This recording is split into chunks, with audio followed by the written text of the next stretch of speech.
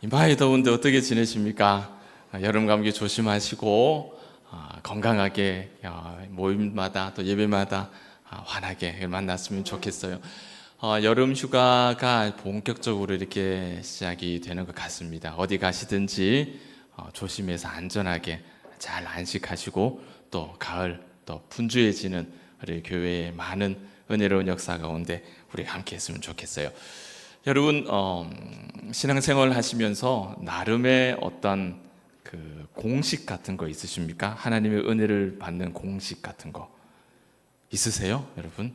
그 있으시면 그거 좀 공유하십시오.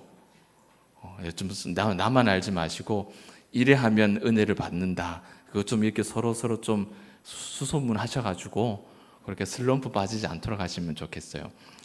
여러분 이런 생각하고 계시는 분 안 계신지 모르겠습니다. 내가 이렇게 하면 하나님께서 나에게 복을 주실 거야.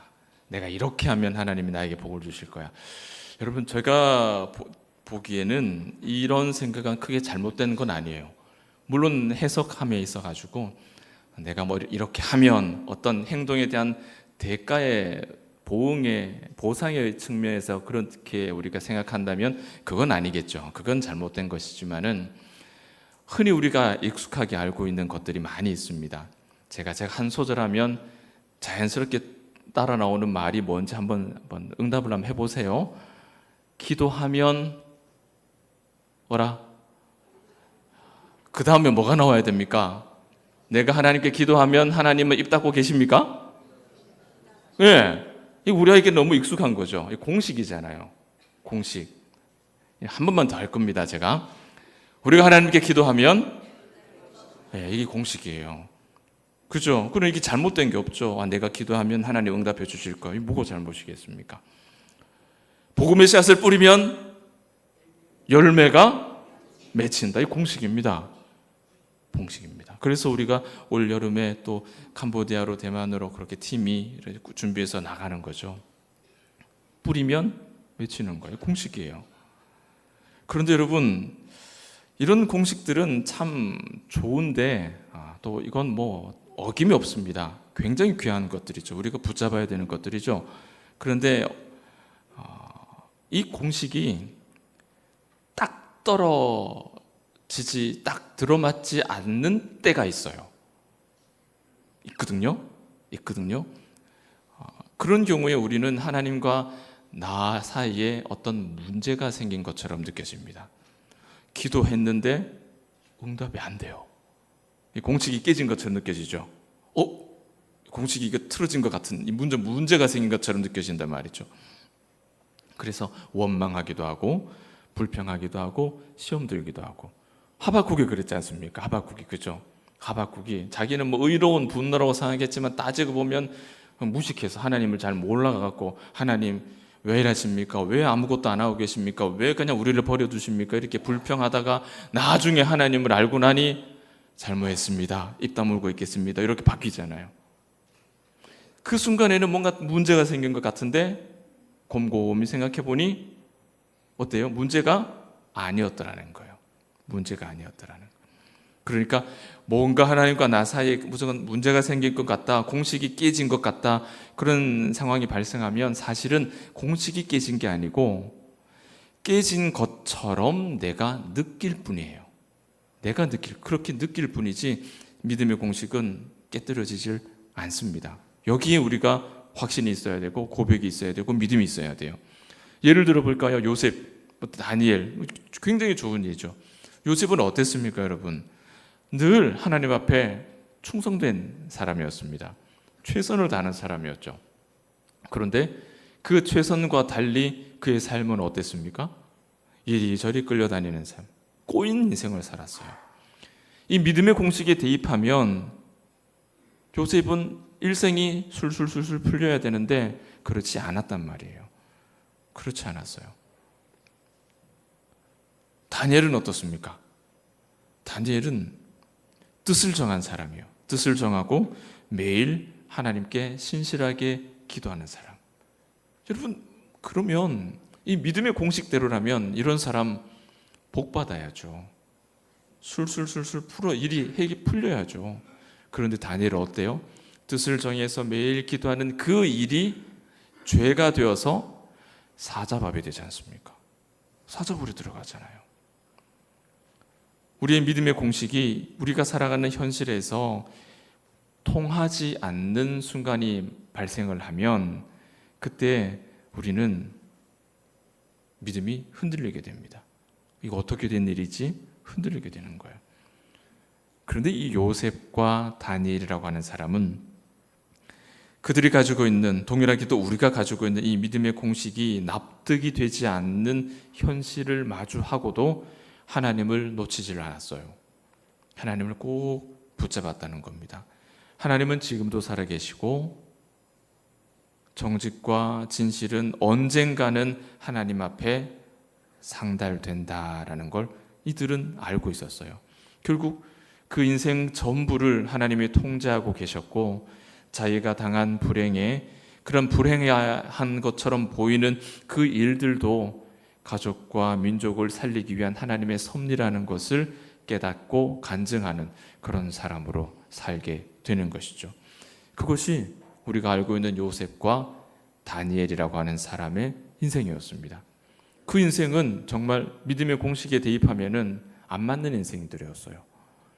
여러분, 믿음의 공식, 공식이라는 단어가 아주 적절한 단어는 아닌 것 같아요. 그런데 제가 무슨 가만 고민해도 떠오르질 않아서 무슨 원칙 할 수도 없고, 그래서 이런 말을 제가 선택했는데, 이런 믿음의 원칙, 공식, 때로는 상식, 이런 것들은요, 여러분, 깨지질 않아요. 이건 어긋나는 법이 없는 것들입니다. 여러분, 이걸 믿으셔야 됩니다. 여기에 믿음이 있으셔야 됩니다. 오늘 본문을 읽으면 우리는 이 믿음의 공식이 한 가정에서 어떻게 실현되는지를 우리가 보게 되거든요. 5절 말씀 눈으로 한번 보실까요? 예수님께서 본래 마르다와 그 동생 마리아와 나사로를 사랑하셨다 그랬죠. 자, 여러분, 이 말씀 안에서 느껴지는 분위기는 예수님과 이 삼남매가 초면입니까? 구면입니까? 구면이죠. 구면입니다. 그 관계가 어느 정도예요? 호감 있는 정도예요? 아니면 죽고 못 사는 관계예요? 조금 과장하면 죽고 못 사는 관계예요. 특별히 사랑하시는 가정이에요. 예수님께서 특별히 품 안에 품고 계시는 가정인 거예요. 왜 그런지는 우리가 하나하나 사건들을 좀 끌어다 보면 이해가 될 겁니다. 예수님은 마르다와 마리아, 나사로 이 세 남매와 아주 친밀한 관계를 가지고 계셨습니다. 여러분, 사람이 살아가는 세상에도 팔은 어디로 굽습니까? 안으로 굽죠. 팔이 밖으로 굽는 거 보셨습니까? 팔이 밖으로 굽으면요, 빨리 병원 가셔야 돼요. 큰일 나요. 빨리 병원 가셔야 돼요. 팔은 안으로 굽죠. 그걸 이제 우리나라에서는 동양권에서는 인지상정이라 부르죠. 그죠? 그렇게 불러요. 하다못해 초등학교에 줄반장이라도 하면은 그 줄반장 권세에도 기대는 친구들이 있지 않습니까? 인지상정인 거예요. 예수님과 특별한 관계를 맺고 있다. 여러분, 이 부럽습니까? 안 부럽습니까? 전혀 난 이런 거 하나도 안 부럽다 하시는 분 계세요? 저는 되게 부럽거든요. 되게 부럽거든요. 자, 부럽다는 말이 의미하는 게 뭐겠어요? 예수님께서 나에게 더 많은 관심, 더 많은 사랑, 더 많은 은혜 자연스럽게 이어지지 않습니까? 그것이 우리 사람이 가지고 있는 본성이죠. 이것이 믿음의 공식인 거예요. 너무나 자연스러운 믿음의 공식인 거죠. 예수님이 특별히 사랑하셨다면 이 가정을 위해서 얼마나 복된 일들을 많이 해주실까? 너무나 자연스럽게 우리 마음속에 찾아올 수 있는 이야기죠. 우리가 그걸 생각하는 것이고 이 마르다, 마리아도 그런 생각이 있었을 겁니다. 그래서 그들이 나사로를 살리고자 예수님께 급하게 사람을 보냈을 거예요. 예수님, 나사로가 죽게 생겼어요. 빨리 와서 좀 봐주세요. 고쳐주세요. 그 관계에 충분히 기댄 거죠. 충분히. 그들은 믿음의 공식에 따라서 일을 처리한 겁니다. 너무나 자연스럽게. 예수님이 우리와 아주 막역한 관계니까 빨리 사람을 보내서 예수님께 소식 전해라. 그러니까 예수님이 번개처럼 달려와서 사랑하는 나사로를 고쳐 주실 것이다. 이것이 그들의 시나리오, 계획표 안에 있었던 이야기입니다. 그런데 오늘 본문 6절 말씀은 뭐라 그럽니까?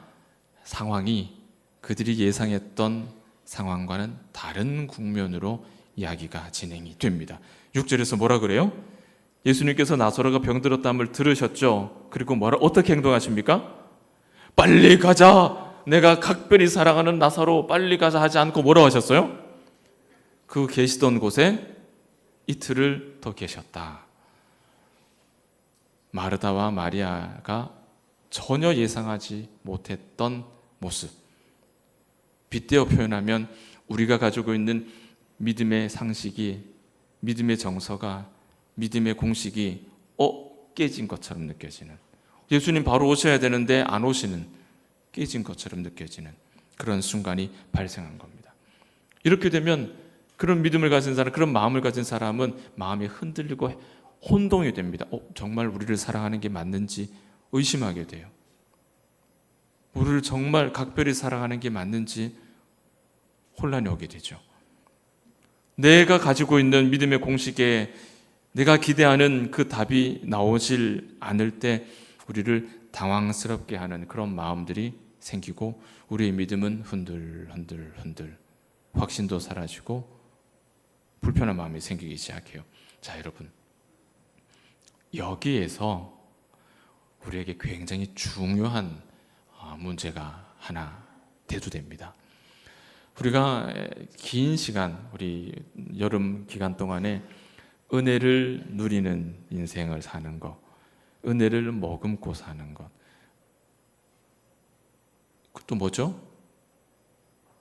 마음을 지키고 사는 것, 이런 이야기들을 하면서 행동하는 믿음의 이야기까지 쭉 이어져 왔습니다. 자, 이런 믿음의 여정을 살아가기 위해서 두 가지 함정을 잘 피해야 되는데 그 함정이 오늘 이 사건 가운데 등장을 해요. 첫 번째 함정은 시간의 차이입니다. 시간의 차이. 무슨 시간의 차이냐? 우리의 시간과 하나님의 시간에는 차이가 있다라는 걸, 이걸 우리가 생각하지 않으면 마음을 지킬 수가 없어요. 은혜를 머금을 수가 없어요. 머금은 은혜 다 쏟아버립니다. 믿음의 공식이 깨진 것 같아. 어떡하지? 다 쏟아버려요. 마르다와 마리아에게는 1분 1초가 어떻습니까, 여러분? 급하죠. 얼마나 급하겠어요? 이거 우리 식구라고, 내 식구라고 생각해 보세요. 1분 1초가 급하죠.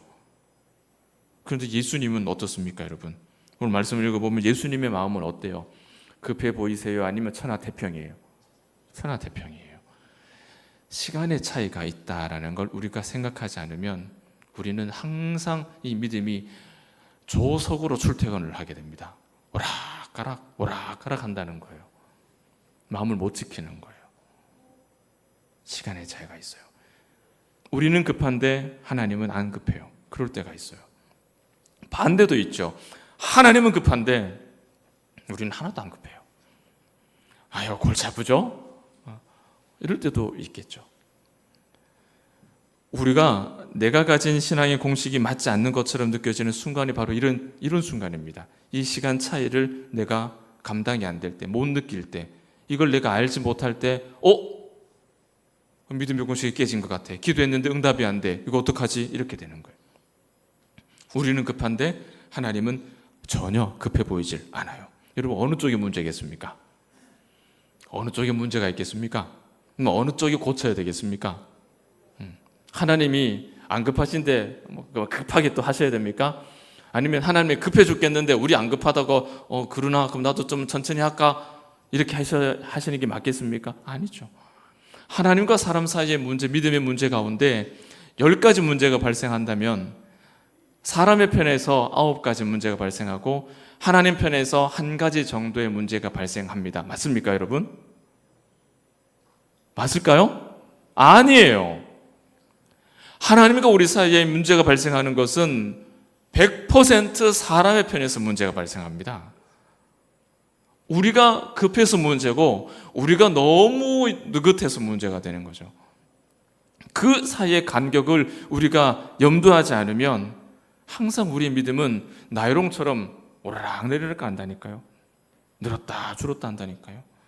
어떨 때는 34인치 아버지가 입었다가 어떨 때는 25인치 아들이 입었다가 뭐 어디에도 입어도 다 입을 수 있는 그런 고무줄이 된다는 거예요. 우리 믿음이 그렇게 되면 안 되는 거예요. 우리가 하나님이 하시는 일을 굉장히 큰 렌즈를 가지고 제가 종이 돌돌돌 말아서 이렇게 보이는 거 몇 번 해드렸죠. 이렇게 보면은 제 눈에는 약 한 30분 정도밖에 안 보여요. 그런데 요거 종이를 딱 펼치면 제 눈에는 400명의 눈에 보입니다.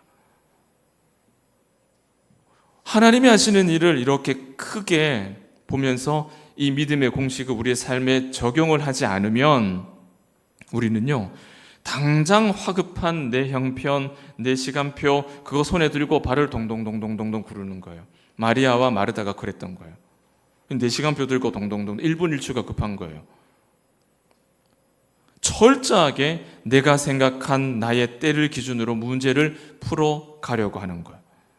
나의 때, 나의 정한 기한, 내가 원하는 시점, 심지어 내가 원하는 답, 이렇게 되어야 하나님의 믿음의 공식이 제대로 나와 하나님 관계를 맺고 계시는구나, 언약이 하나님이 확실하구나, 이렇게 생각하지 않느냐 이 이야기입니다. 만약에 그렇게 되지 않으면 내 인생에 문제가 생긴 거예요. 그렇게 딱 생각을 해버리죠. 어떡하나, 이 문제가 생겨서 어떡하나. 여러분, 가나 혼인 잔치 이야기 잘 아실 겁니다. 물이 포도주가 된 사건 있죠. 그 사건을 보면 모친 마리아가 이 상황을 아시고 이거 어떻게 해야 되지 않겠느냐라고 예수님께 말씀을 하죠. 그때 예수님께서 답을 하시는데 이렇게 대답을 하십니다. 그것이 나와 무슨 상관이 있습니까? 그리고 하시는 말씀이 내 때가 아직 이르지 않았다. 내 때가 이르지 않았다. 지금 당장에 포도주가 없어진 때, 이때하고 예수님께서 일하실 때하고 시간 차이가 있다는 거예요. 이걸 모르면 당장 급한 게 문제가 되죠. 그런데 그 때가 맞으면 어떻게 돼요? 그 문제가 해결이 되는 거예요. 우리에게 무슨 메시지를 주시느냐? 하나님의 때와 사람의 때가 다르다는 거예요. 우리 그걸 가지고 있어야 돼요. 이 생각을 가지고 계셔야 돼요. 병든 나사로를 두고 이틀을 더 유하셨습니다.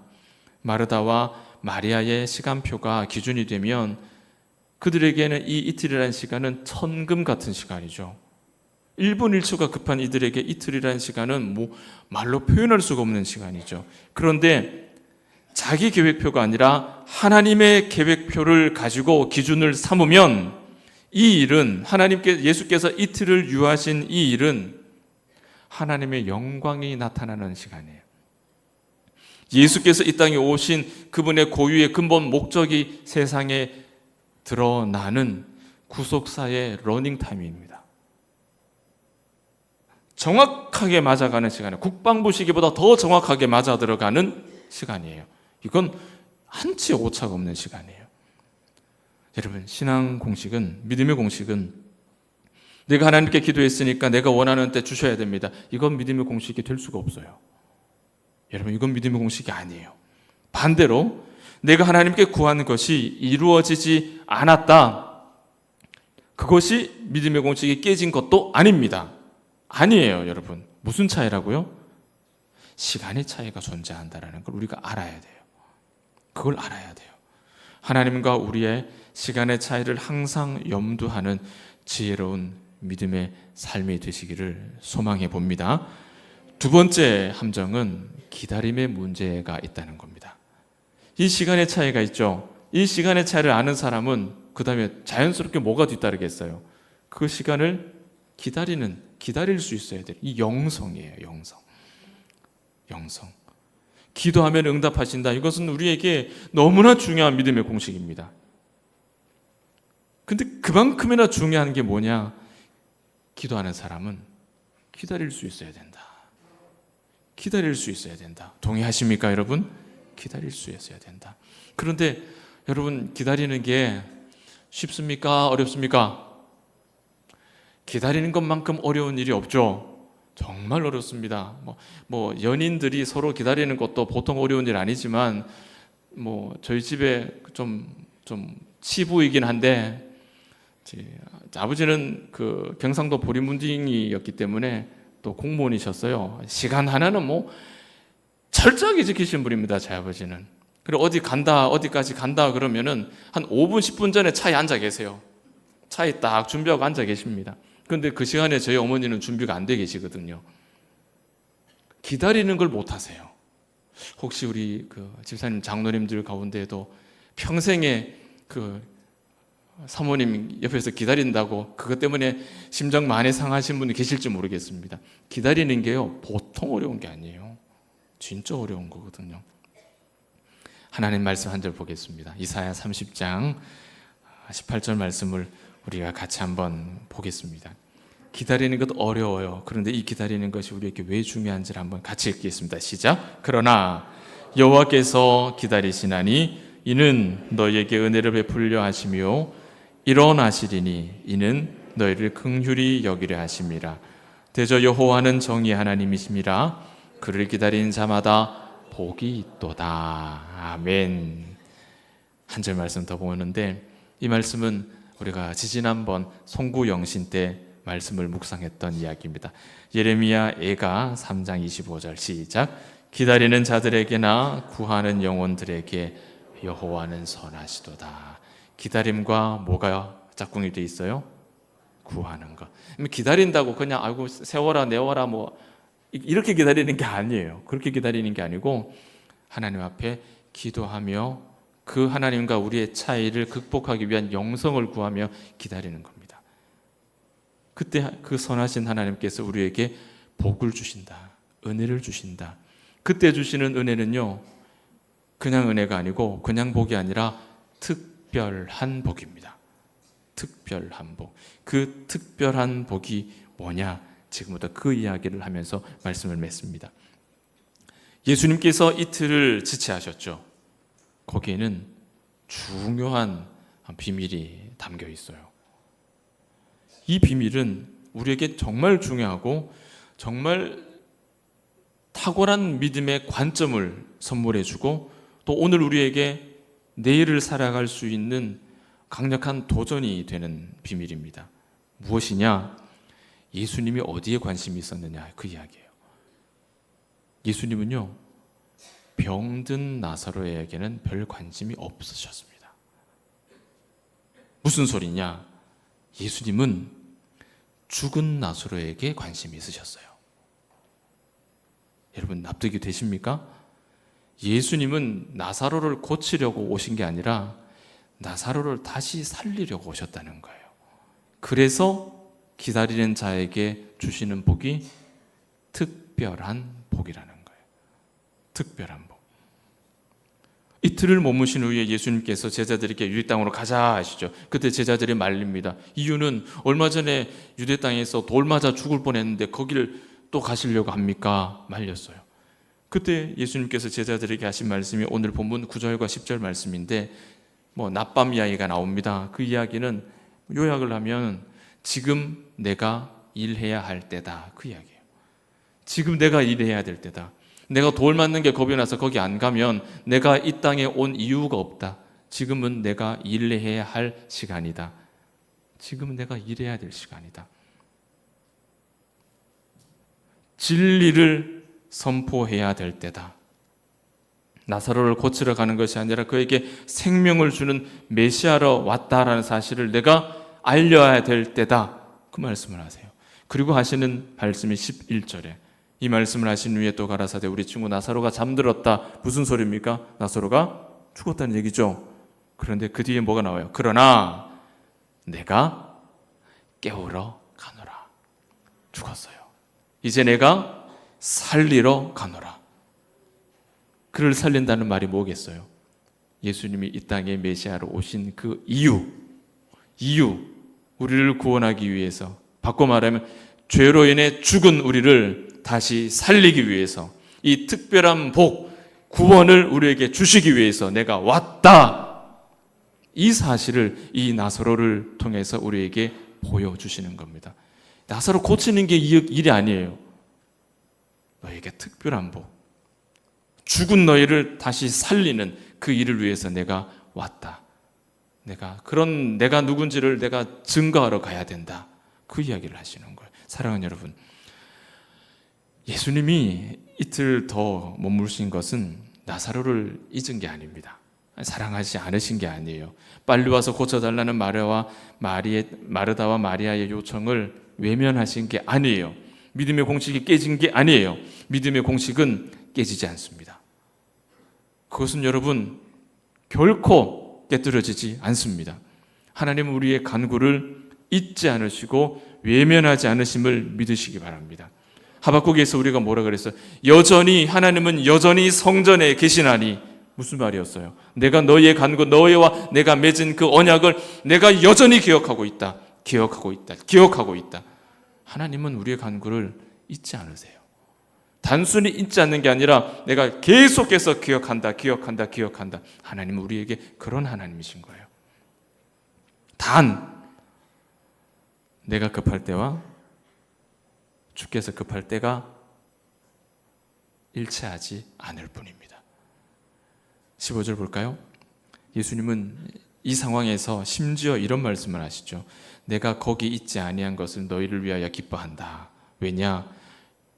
이 일로 인하여서 너희에게 믿음이 생겨나게 하기로. 이틀 더 유한 것이 너희들에게 유익한 일이라고 말씀하시죠.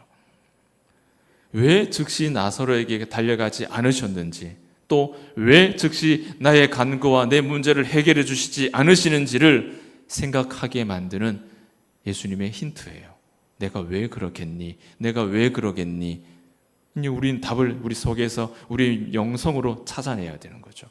다시 잘 주목하십시오. 예수님은 병든 나사로가 아니라 죽은 나사로를 살리는 일에 관심이 있으셨어요. 그것이 예수님의 정체성이에요. 그 일을 위해서 예수님이 이 땅에 오심을 우리에게 보여주시기 위한 거예요. 그리고 그때 주어진 복은 아주 특별한 복이라는 겁니다. 말씀을 맺습니다. 오늘 우리는 예수님과 아주 각별한 관계를 맺고 있는 한 가정의 이야기를 이렇게 들여다봤어요.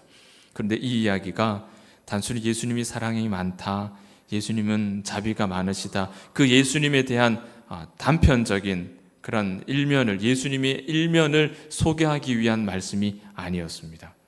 이 이야기는 표적이죠. 표적이라는 것은 분명한 목적이 있어요. 그 표적을 사용하는 목적이 있어요. 이 이야기는, 이 표적은 예수 그리스도에 대한 진리를 우리에게 가르치는 것, 그것이 근본적인 목적입니다. 나사로를 살리는 게 목적이 아니고, 나사로를 고치는 게 목적이 아니고, 이 이야기를 통해서 예수님에 관한 진리를 우리에게 가르쳐 주시는 것이 목적이에요. 예수님에 관한 진리가 뭐겠습니까?